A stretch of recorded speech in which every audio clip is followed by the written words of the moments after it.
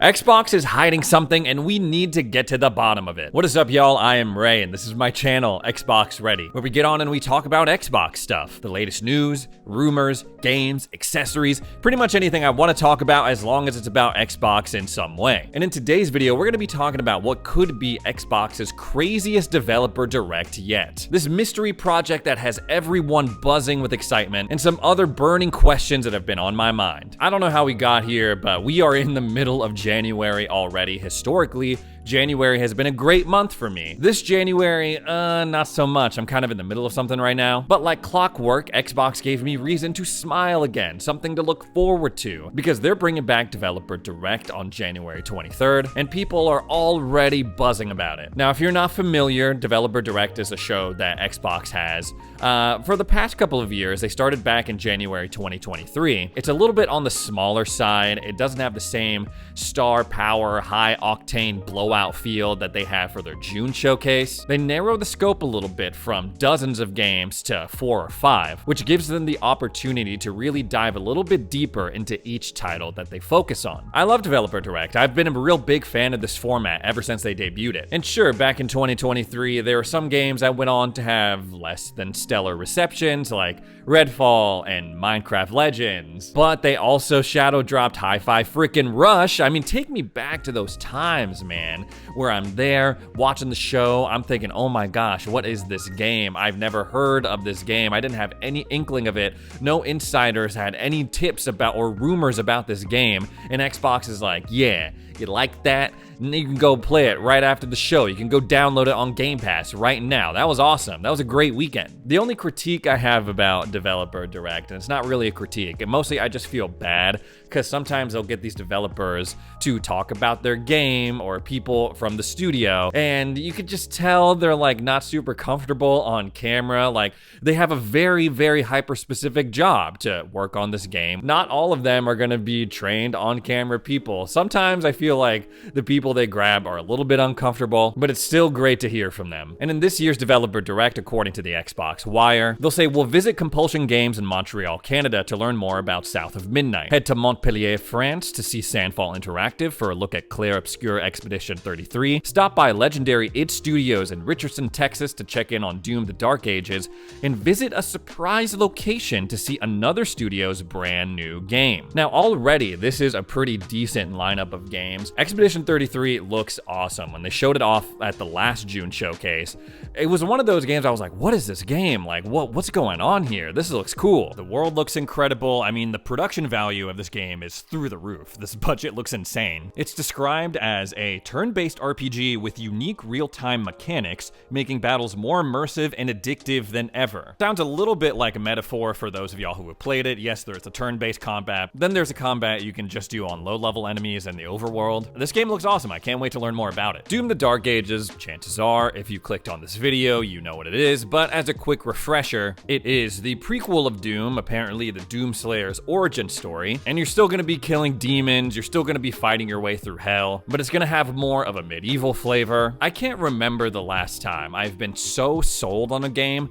just from the trailer. This game just looks fun. No added frills, no multiplayer, none of that. You're just a dude fighting these really crazy looking enemies with these really crazy looking weapons. All they needed to do was just show off that shield with a chainsaw. I'm in. That's it. You got me. I'm in. And Developer Direct is going to be a great opportunity for id Studios to give us an even deeper look into the weapons and different abilities that we're going to have. Weapons like the gun that crushes up a skull and then fires it at people. I see they're bringing back the plasma rifle. I'd love to know more about that. In the trailer for a little bit, they show off a flail. Just a flail. A regular looking flail. Medieval style flail. I don't know how they showed off so many cool things in that trailer back in June. I'd love to know more about the freaking cyborg dragon that you can ride around on, the big like Pacific Rim suit that you can jump in and fight mega demons with. They have so much material that they can go over for Developer Direct. I don't care that there's going to be a PlayStation 5 version of this game anymore. I just want it. South of Midnight, again, just a little refresher, is made by Compulsion Games, the same studio behind We Happy Few. It's the first release for Compulsion since they were acquired by Microsoft and became part of the Xbox Game Studios family. It's an action-adventure game, seems to have a little bit of platforming that takes place in a fictionalized version of the American Deep South. We've been seeing a lot more of this game recently, whether it's new clips of combat, whether it's creators talking about their visit to Compulsion Games up in Montreal. I'm not too familiar with Compulsion Games. I played a little bit of We Happy Few. At the time, I remember seeing trailers and thinking, whoa, that looks so crazy. And then when I actually played it, I was like,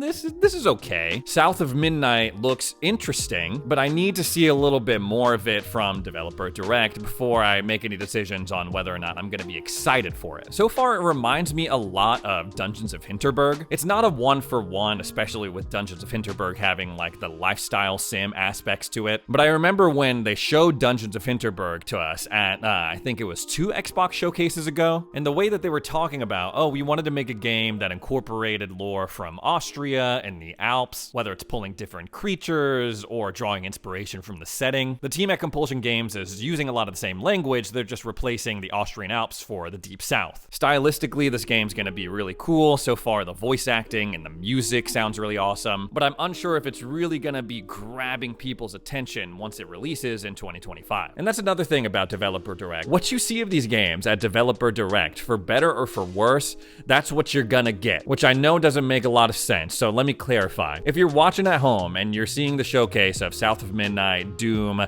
Expedition 33, and at any point you're like, I don't know about this game, it looks kind of boring, I don't think it's for me, that's probably not going to change from now until the time that game releases. Way back in the first Developer Direct, when they showed off Redfall, I remember making a video and being like, I don't know, something seems a little bit off about Redfall, I can't quite put my finger on it. But then I kind of swung back the other way, I was like, I don't know, I'm willing to give it a chance, and of course, we all know what happened there. Pretty solid lineup of games, but it looks a little bit light to me. You look back at 2023, they had 5 titles to show off with Redfall, Minecraft Legends, Forza Motorsport, Hi-Fi Rush, and then they revealed the new chapter at the time for Elder Scrolls Online, Necrom. 2024, they covered 5 games plus the extra Elder Scrolls Online content, so it seems a little weird to me that Xbox is like, yeah, we're covering 3 games, one of them isn't even a first-party game. I'm willing to give Expedition 33 a pass because it looks cool and I believe it's a timed exclusive as well, but the fact that their slate so far is 3 games,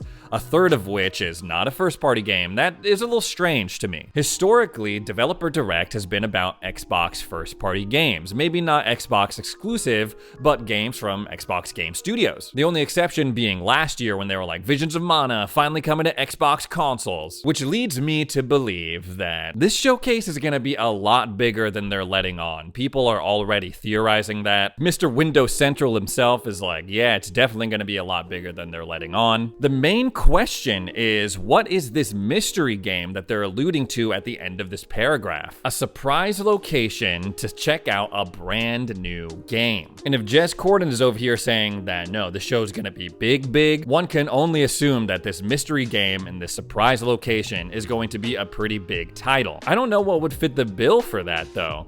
When I look at this Xbox first-party roadmap, and it's actually pretty crazy to look at this now because either these games have launched and I've played them, or Xbox has done a decent job of showing them off. We've seen games like Fable, even troubled titles like Perfect Dark, Clockwork Revolution. I literally was just talking to someone who is working on that game. That seems to be coming along really well. We know that the upcoming Gears project is Gears of War E-Day. Elder Scrolls 6, I mean, they teased it, I don't know what the hell's going on with that. The only big question marks here are Contraband or Everwild, and we also know that this upcoming Blizzard survival game, that is canceled. But they stipulate a brand new game though. These are all games that are known to us, even if we haven't really seen anything from them. It could be potentially these games that are still operating under project names. I'm thinking about IO Interactive's Project Dragon, which they've come out and said, no, it's not Project Dragon anymore, it's Project Fantasy, which according to their own post is an online fantasy RPG, a world and game built from the core to entertain players and expand for many years to come. There's also Project Mara from Ninja Theory. A studio visit to Ninja Theory is something that they've done a lot in the past to show off the motion capture and stuff for Hellblade 2. Project Mara, honestly, it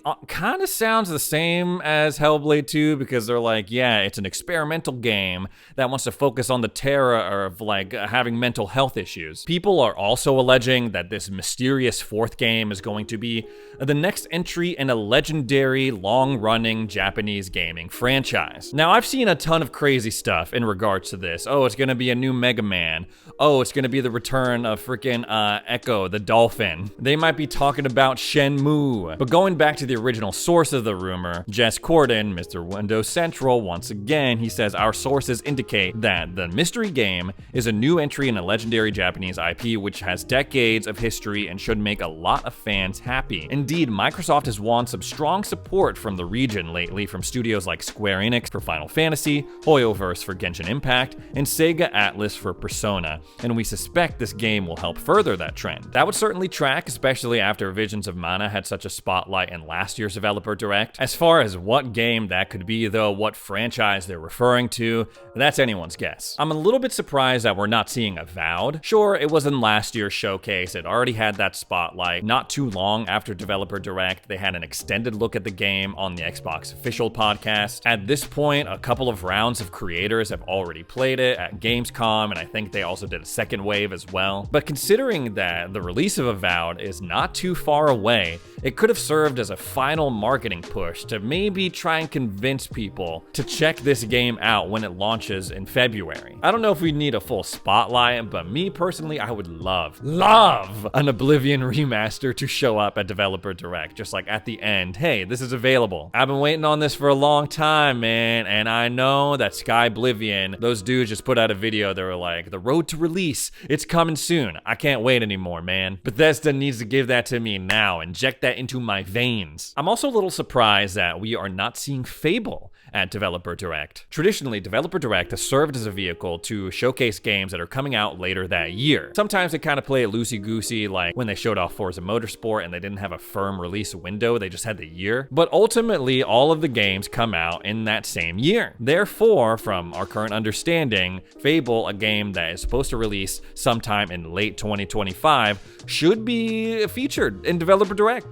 Should it not? Late 2025 for Fable still makes sense to me because, well, they don't want to release it too close to Avowed because it's this fantasy type game. And they also want to avoid the black hole that is GTA 6 coming out in the summer. I'm thinking that Fable has the potential to have a special spotlight following the June showcase, kind of like what they did for Starfield Direct 2 years ago and Black Ops 6 last year. Historically, Fable is a huge Xbox franchise. I wouldn't mind seeing it get that Starfield Direct treatment. It's also got me thinking, are we approaching an era where Xbox needs to start thinking, hey, we got all sorts of games, we can't fit them all into one Developer Direct, maybe we should split that up into multiple showcases. Sure, it might take the thunder away a little bit from that big June show, but the fact of the matter is Xbox, we're finally reaching that time where they're like, okay, we got a lot of games coming out, to the point where we have to maybe delay a couple because, well, we don't want to crowd our release schedule like what they did with Avowed. I'd personally love to see more Developer Directs. I think they're great, I think it's an awesome opportunity for Xbox to be super transparent with us,